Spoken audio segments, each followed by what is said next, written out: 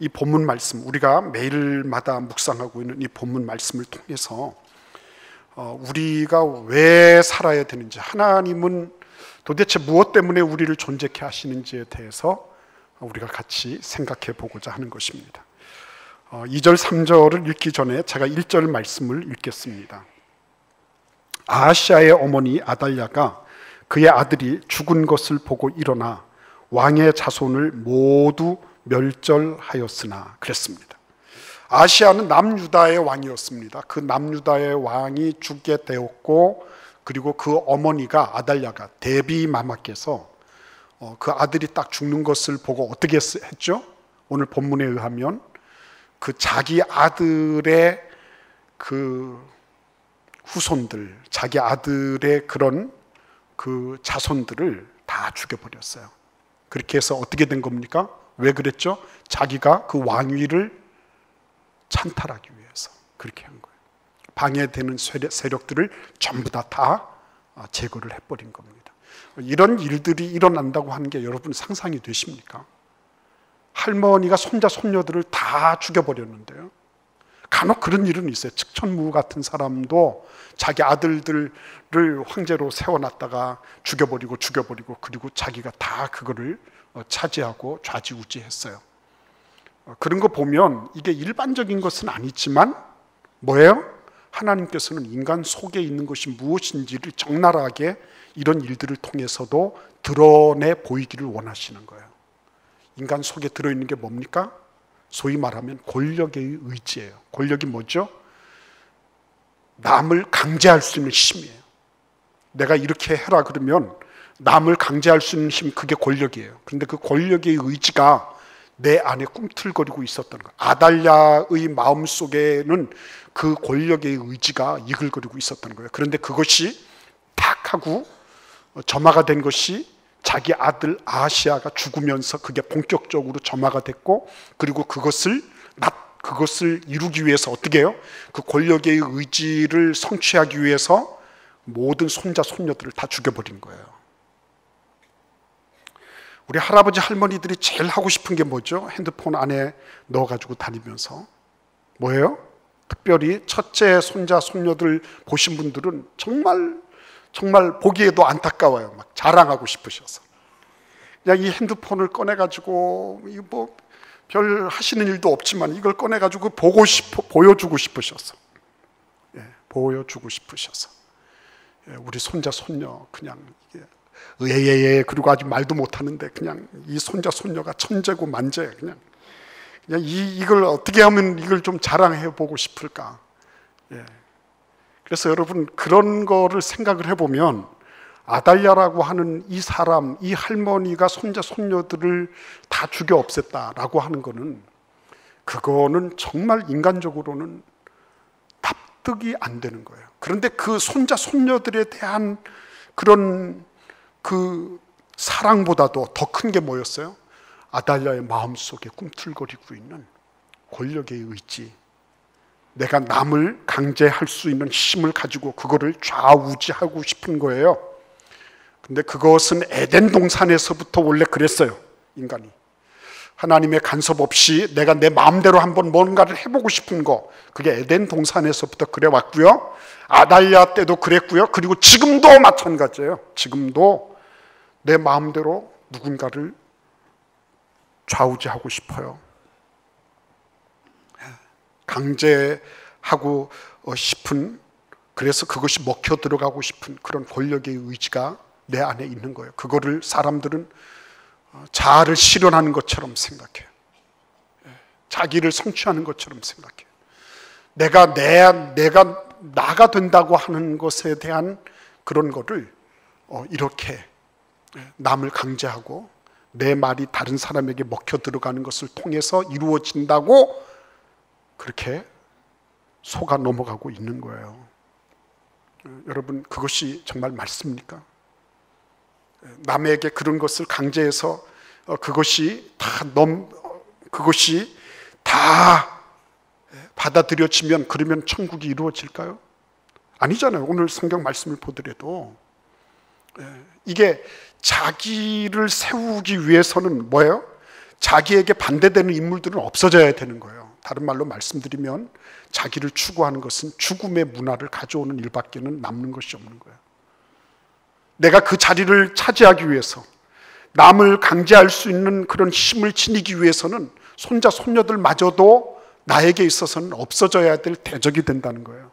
이게 인간의 본성입니다, 여러분. 우리가 뭐 인간에 대해서 낙관론을 피고 비관론을 피고 이러고 이런 게 아니라 인간을 있는 그대로 보는 거예요. 보면 거기에는 뭐가 있어요? 자기가 세워지는 것 이외에는 모든 것을 원수로 삼고 모든 것을 상대로 하는, 상대화시키는 그러한 일들이 벌어지고 있는 거예요. 여러분, 자기를 믿지 마세요. 여러분, 믿지 마세요. 나는 선하다, 나는 내 동기가 참 어떻다, 믿지 마세요. 여러분, 그 동기 밑바닥을 이렇게 쭉 들어가 보면 권력의 의지가 있는 거예요. 내 뜻이 이룩되고 싶은 거예요. 내 뜻이 관철돼야지만이 그게 정의예요. 그것을 가로막는 건 전부 불의한 거예요. 그거 전부 다 죽여 없어져야 되는 거예요. 손자 손녀라 할지라도. 그게 오늘 성경에서 말씀하시고 있는 우리 인간의 본성입니다. 그 밑바닥이 확 드러난 거예요. 여러분, 아달랴가 이렇게 발가벗겨질 줄 누가 알았겠습니까? 그래서 저는 우리 교회가 너무 감사한 것입니다. 우리 교회 목사님들, 장로님들, 지나가신 모든 분들 이렇게 보면 정말 자기를 부인한 거예요. 그 권력의 의지, 내가 이렇게 한번 좌우지하고 싶은 이런 것들을, 그런 거를 아주 가멸차게 거부한 거예요. 그 흔적들이 우리 교회 80주년의 역사를 이룬 것입니다. 전부 내 뜻이 다 돼야 된다. 당회가 어떻게 평안할 수 있겠어요? 내 뜻이 관철돼야 되는데, 내 뜻이 아니면 전부 다 그건 불의한 것인데 어떻게 조용할 수 있겠어요? 당회하면 너무 감사해요. 우리 장로님들이 무골호인들이 아닙니다. 주님의 뜻에 초점을 맞추니까. 건강한 토론도 일어나는 때가 있어요. 그러나 여러분, 내 뜻을 관철시키고 내 뜻이 아니면은 그거는 아니다라고 이렇게 한다면 날마다 시끄러워야 될 거예요. 저는 그래서 우리 교회가 너무 감사한 거예요. 하나님 앞에 철저하게 내 뜻이 아니라 하나님의 뜻이 이루어지고, 나의 어떤 내가 무언가를 추구하고 있는 곳에 다른 것이 부속되고 다른 것들을 첨가하고 다른 것들을 덧대어서 이루려고 하는 것이 아니라 아버지의 뜻에 온전하게 드려지려고 하는 그런 모습들, 그게 진짜 교회예요. 그래서 여러분, 오늘 여기 보시면 아달랴는 자기 권력의 의지 때문에 궁궐로부터 온 나라를 죽음의 문화로 끌어들였습니다. 근데 여러분, 하나님이 하시는 일을 우리 2절과 3절을 통해서 같이 읽겠습니다. 요람 왕의 딸 아하시아의 누이 여호세바가 아하시아의 아들 요아스를 왕자들이 죽임을 당하는 중에서 빼내어 그와 그의 유모를 침실에 숨겨 아달랴를 피하여 죽임을 당하지 아니하게 한지라. 요아스가 그와 함께 여호와의 성전에 6년을 숨어 있는 동안에 아달랴가 나라를 다스렸더라. 와, 여러분, 기가 막히지 않습니까? 이 죽음의 문화 속에 다 들어있는 거예요. 죽음의 문화 속에 무슨 명분을 내걸고 어떻게 해야 됩니다, 어떻게 해야 됩니다 다 하지만 그건 결국은 자기를 관철시키고자 하는 것 아니겠어요? 그렇죠? 근데 아달랴도 역시 그랬습니다. 이 6년 동안에 사람들이 본 것은 하나님이 어디 계시지 도대체? 저 할머니가 저렇게 대자 대비하셔야 되는데 이 대비마마께서 왕이 되셔서 이렇게 온 나라를 어지럽히고 있으니까 얼마나 힘들었겠어요. 말 그대로 공포 정치가 아니었겠습니까? 그렇죠? 근데 그 와중에 전부 다 처단되고 전부 다 피비린내 나는 이 칼부림으로 밤낮을 새고 있는 그런 와중에 어떻게 해요? 이 여세바라고 하는 고모가 등장을 합니다. 그래서 요아스의 아들 요아스, 자기 조카를 몰래 빼내가지고 구사일생으로 이 조카를 살려냅니다. 그리고 하나님의 성전에서 이 아이를 6년 동안 숨겨서 자라게 만듭니다. 양육합니다. 여러분 이런 장면들을 한번 보시기를 바랍니다. 하나님께서 야 어디 계셔? 와, 이 세상이 이렇게 엉망진창으로 흘러가고 있는데 어디 계셔? 그죠? 이스라엘 사람들, 히브리 사람들이 350년 동안 그 애굽의 노예 생활을 하면서 그 전전긍긍하고 있을 때 사람들이 그랬죠. 하나님 어디 계셔? 하나님. 근데 하나님이 뭐라 하셨어요? 막 애굽의 바로의 시스템을 확 바꾸셨나요? 왕궁의 시스템을 바꾸시고 이래가지고 그 이스라엘 사람들이, 히브리 사람들이 그냥 막 거저 나오게 하셨나요? 그렇게 안 하셨잖아요.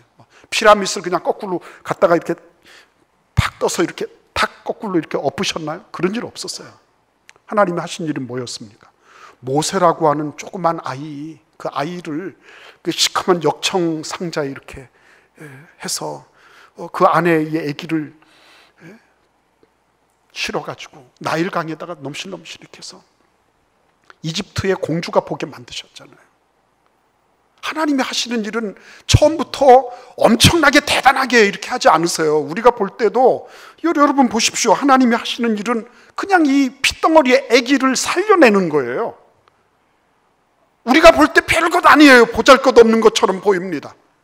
그러나 하나님께서는 이렇게 해서 하나님이 일을 하신다는 거예요. 6년 동안 겉으로 볼 때는 아달랴가 다 했죠. 얼마나 무섭게, 얼마나 다그치면서 온 나라가 전전긍긍하면서 살았겠습니까? 근데 그 와중에 하나님은 뭐라고 계셨어요? 이 보잘것없는 아기 하나를 성전에서 키워내는 일을 하고 계셨던 것입니다. 교회가 하는 일이 뭐냐고요? 왜 교회가 있어야 되냐고요? 요거 하라고 하시는 거예요. 이거 해라는 거예요. 이거!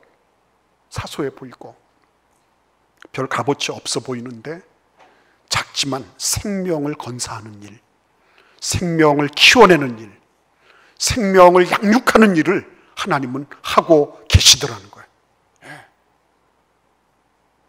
하나님은 살리시는 분이시기 때문에 이 하나님의 살리시는 하나님의 뜻에 함께하고 있었다. 저는 그것이 너무 감사한 거예요. 그게 감사한 거예요. 대단하게 엄청나게 이렇게 해서 그게 아니라 내 주변에 가장 보잘것없는 어린아이 하나, 거동 불편하신 할머님 한 분, 소외되고 그래서 누구도 제대로 돌봐주지 않는 그런 구역 식구 한 사람, 그런 분들에게 손을 펼치고 생명을 건사하려고 하는 이런 일들, 이게 하나님께서 교회를 통해서 행하시는 일, 하나님께서 요야다와 그리고 요세바와 같은 사람을 통해서 이루고자 하시는 그런 일이었어요. 여러분, 그래서 오늘 이 말씀 속에 한번 보시겠습니까? 우리 4절을 같이 읽겠습니다. 이 일들이 어떻게 구체화됐나 같이 읽겠습니다. 7째 해에 여호야다가 사람을 보내 가리 사람의 백부장들과 호위병의 백부장들을 불러 데리고 여호와의 성전으로 들어가서 그들과 언약을 맺고 그들에게 여호와의 성전에서 맹세하게 한 후에 왕자를 그들에게 보이고, 여러분 이제 드디어 왕자를 노출시켰어요. 7년째 될 때 여호야다 제사장이 그렇게 했습니다. 그동안에 이 성전에서 아기를 키우면서 얼마나 힘들었겠습니까? 그죠? 누가 들을까봐, 혹시나 이 소식이 그 잔혹한 아달랴 대비에게 이게 들려질까봐 얼마나 전전긍긍하면서 키워왔겠습니까? 그런데 이제는 결단을 내린 거예요. 그리고 결단을 했는데 여호야다만 한 게 아니라 가리 사람의 백부장들, 호위병의 백부장들, 이런 사람들이 함께 연합하게 된 것입니다. 하나님은 일을 하시는데, 살리는 일을 하시는데 연합해서 함께 팀을 이루어서 그 일을 하기를 원하고 계신 거예요.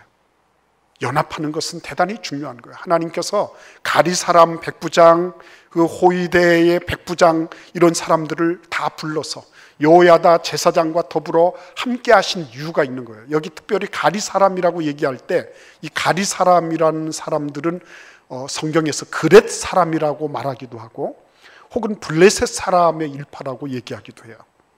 이 사람들은 근본적으로 이방인들이에요, 이방인들. 그런데 아마도 지금 바티칸을 지키고 있는 스위스 용병들처럼 성전을 지키도록 아마 용병화된 그런 사람들이 아닐까 이렇게 생각하는 거예요. 근데 그런 이방인들도 어떻게 해요? 하나님의 일에 쓰임 받도록 함께 끌어들이고 있는 모습을 보는 거예요. 순혈주의가 아니에요. 하나님의 뜻을 이루기 위해서는 이 사람도 되고 저 사람도 되는 거예요. 이 사람은 이러니까 안 되고 저 사람은 저러니까가 안 되고, 이게 아니라 하나님의 뜻을 이루기 위해서는 어떻게 하는 겁니까? 다 되는 거예요. 이 가리 사람 백부장도 나는 출신이 이방인인데 그런데도 불구하고 하나님의 뜻을 위해서 부르심을 입었구나, 이런 자부심을 가질 수 있었어요. 여러분, 근데 그런 자부심을 가지는 데는 뭐예요? 위험 부담이 너무 컸어요. 이거 잘못 탄로되면 어떻게 되는 거예요? 말 그대로 반역이 되는 거고, 반역자들은 어떻게 해요? 말 그대로 목이 베어져야 되는 거예요. 그러니까 여러분, 목숨을 건 연합이 이루어진 것입니다. 목숨을 건 연합. 그죠? 대충 해서 우리 그냥 함께 공간만 차지하는 그런 연합이 아니고 진짜 목숨을 건 연합이에요. 이거는 뭘 위해서요? 무엇을 위해서요? 생명을 살리는 일을 위해서 이렇게 연합을 하게 된 것입니다. 여러분, 그래서 여러분 12절을 우리 같이 한번 읽어보겠습니다. 여호야다가 왕자를 인도하여 내어 왕관을 씌우며 율법책을 주고 기름을 부어 왕으로 삼음에 무리가 박수하며 왕의 만세를 부르니라. 예, 여러분 여기 보시면 드디어 어떤 일이 있었습니까? 그 시위대장, 이 호위병들, 백부장들이 전부 다 작전을 짜서 마침내는 어떻게 했어요? 제사장이니까 어떻게 해요? 기름을 부을 수 있죠? 그래서 왕에게 기름을 붓고 왕관을 씌우고 율법책을 주고 그리고 왕의 만세, 대관식을 거행하게 된 거예요. 환호성을 지르면서 대관식을 거행하게 된 것입니다. 그러니까 여러분, 이렇게 일을 쭉 지나가면서 한번 가만히 생각해 보시기를 바랍니다. 지금 이 사람들이 여호야다를 중심으로 해서 요아스를 지금까지 쭉 양육을 해왔어요. 그죠? 이 죽음의 문화 가운데서 살리는 그런 일들을 했습니다. 작은 핏덩어리가 지금 7살이 됐어요. 여기까지 키워왔습니다. 그런데 이 키워온 이 요아스를 이제는 어떻게 해요? 절차를 따라서 왕을 세우고 있는 거예요. 아달랴는 이런 일을 한 적이 없어요. 12절에 나오는 것처럼 기름이 부어진다든지 아니면 왕관을 씌우고 율법책을 받았다든지 하는 그런 일들은 없는 거예요. 나폴레옹이야 자기가 자기 스스로 내가 내 왕관 쓰겠다 이렇게 했지만요, 아달랴는 자기도 자기 왕관을 제 머리에도 쓰지 못했어요. 다른 말로 말씀드리면 절차 자체가 없는 사람인 거예요. 그리스도 안에서 우리가 세례를 받고 훈련을 받고 이렇게 하는 거는요, 절차를 따르는 거예요. 예수님께서 세례를 받으실 때 모든 죄인들이 온 요단강 사방에서 다 몰려와서 세례를 받으실 때 예수님도 죄인들 틈바구니에서 세례를 받으셨어요. 왜요? 절차 때문에 그러신 거예요. 절차 때문에. 예수님은 절차를 거치실 것을 다 거치셨어요. 네. 다 거치셨습니다. 심지어는 인간이 어쩔 수 없이 자기 죄 때문에 죽어야 되는 그 죽음까지도 예수님은 모든 절차를 다 거치셨어요. 그렇기 때문에 우리의 모든 것들을 예수님은 다 알고 계신 거예요. 하나도 남김없이 알고 계신 거예요. 내 고통을 누가 알까 싶지만은 예수님은 그 모든 것들을 다 경험하셨어요. 죽음까지도 경험하셨어요. 네. 오늘 여러분 여기 이 말씀을 보시면 여호야다는 요아스를 네가 7살짜리니까 아무렇게나 해라 이렇게 하지 않았습니다. 있는 그대로 절차를 따라서 다 세웠어요. 그렇죠? 재직회를 하는 거, 당회를 하는 거, 절차를 따라서 다 하는 거예요. 예. 여러분, 중요한 것입니다. 내가 절차를 따라서 훈련을 받고 절차를 따라서 그런 일들을 감당하는 것은 대단히 중요한 일이에요. 예. 대단히 중요한 일입니다. 그래서 여러분, 이 절차를 회복하고 있는 이런 모습을 보면서 우리의 생애도 절차가 필요하다. 내 생애도 우선순위가 필요하다. 누가 뭐라고 할지라도 어느 누구도 침범할 수 없는 그런 거룩한 영역이 나에게도 필요합니다. 그래서 그런 목적을 지니고 있는 사람들의 특징 가운데 하나가 그런 거예요. 자기의식이 있는 것입니다. 자기의 리추얼이 있어요. 어느 누구도 범접하지 못하는 그런 것이 있는 거예요. 백악관에 기도실을 만들었다, 링컨 대통령이. 그래서 어떻게 됐다는 거예요? 저는 기도실 만들었다 안 만들었다 그게 중요하다고 생각하지 않아요. 자기가 그런 일들을 위해서 하나님 앞에 리추얼을 가지고 그런 의식과 의례를 행할 수 있었다는 거예요. 그게 훨씬 더 중요한 거예요, 여러분.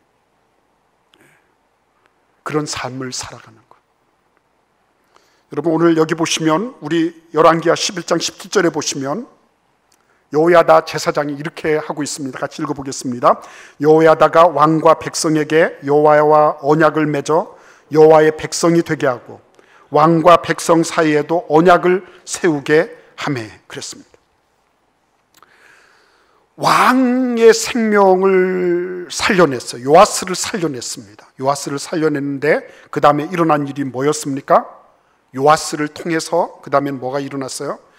왕과 백성이 하나님의 언약 백성이 되고 왕과 백성들 사이에도 언약을 맺는 언약의 갱신이 일어났습니다.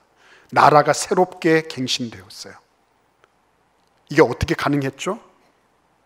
요아스 하나를 살린 거예요. 여러분, 우리가 거대 담론을 가지고 막 한국 교회가 맞아요. 그 얘기 맞아요. 맞습니다. 한국 교회가 이러면 안 되고 맞아요. 근데 그런 일을 하려고 하면 이 순서를 잘 봐야 됩니다. 거대 담론으로부터 하나님 시작하지 않았어요. 에덴 동산에서 한꺼번에 몇십만 명, 몇백만 명부터 시작하지 않았어요. 아담으로부터 시작하셨어요. 교회는 한 사람을 살려내는 곳이에요. 교회는 한 사람을 살려내기 위해서 여러 명이 함께 연합하는 곳이에요. 그래서 교회 공동체가 된 거예요. 거대 담론을 가지고 엄청난 거대한 체스판을 그리고 그건 나중에 그리는 거예요. 여기 보니까 한 사람을 살려놓으니까 어떻게 해요? 하나님과의 새로운 갱신이 일어나고 온 나라가 어떻게 됩니까? 20절 상반절을 읽겠습니다. 온 백성이 즐거워하고 온 성이 평온하더라. 아멘. 한 사람 살려놓으니까요. 그러니까 온 나라가 즐거워하고 온 성읍이 다 평온해졌어요. 그죠? 뭘 하고 막 이렇게 하는 거 저는 그게 틀리다고 생각하지 않습니다. 그러나 그 이전에 뭐가 있어야 돼요? 한 사람을 살리는 일을, 한 사람을 연합해서 살리는 일을, 그거를 잘하는 거. 그죠? 그러면 뭐예요? 저절로 나라와 역사 앞에서도 어때요? 온 백성이 평온하고 즐거워하는 그런 일들이 일어나게 돼 있다고 말씀하시는 그런 하나님의 음성을 우리가 듣게 되는 거예요. 그래서 이거를 잘하는 겁니다. 교회가 왜 존재하냐고 물으시거든 한 사람 살리라고 존재하는 겁니다. 핏덩어리와 같은 한 사람, 의지가지 없는 그런 한 사람 살리라고 교회가 존재하는 겁니다. 교회가 존재하는 이유는 거기 있는 거예요. 그 사람이 왕이니까 살렸습니다. 아니에요. 우리는 왕 같은 제사장이라 그랬어요. 그 사람이 사람들 보기에는 보잘것없는 것처럼 보이고 아무런 지위도 명예도 아무런 부귀도 없는 것처럼 보인다 할지라도 그 한 사람 살려내는 것, 그거를 보시고 어떻게 해요? 하나님이 온 나라와 민족과 역사에 복을 주시고 평안을 주시는 거예요.